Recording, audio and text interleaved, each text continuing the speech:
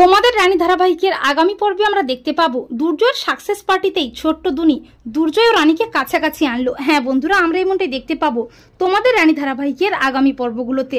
বড় বৌদি রানী ও দুর্জয়ের সম্পর্কটা একেবারে শেষ করে দেওয়ার জন্য উঠে পড়ে লাগে, তাই দুর্জয়ের জন্য একটা সাকসেস পার্টির আয়োজন করা হয়। এমনকি বড় বৌদি ইচ্ছাকৃতভাবে রানীকে কষ্ট দিতে তাদের বিবাহবার্ষিকীর দিনেই পার্টির আয়োজন করে। বাড়ির সবাই বলে ওই দিনটা বাদ দিয়ে অন্য কোনো দিনে ওই পার্টির আয়োজন করতে, কিন্তু পিঙ্কি কোনো কথাই শুনে না। এমনকি দুর্জয়ও রানীর উপর অভিমান করে রানীকে কষ্ট দিতে বড় বৌদিকে বলে যে তুমি যা বলছো তাই হবে, ওই দিনেই পার্টিটা হবে।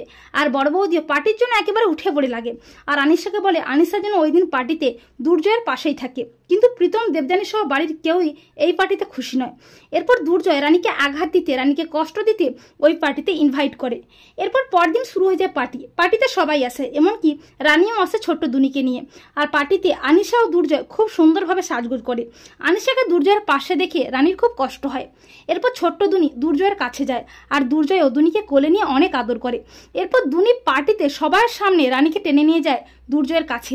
দুনি রানী ও দুর্জয়ের চার হাত এক করে দিয়ে বলে, মা বাবা তোমরা আজ থেকে একসাথে থাকবে, আমি তোমাদের সাথেই থাকবো, আমরা সবাই মিলে একসাথে থাকবো।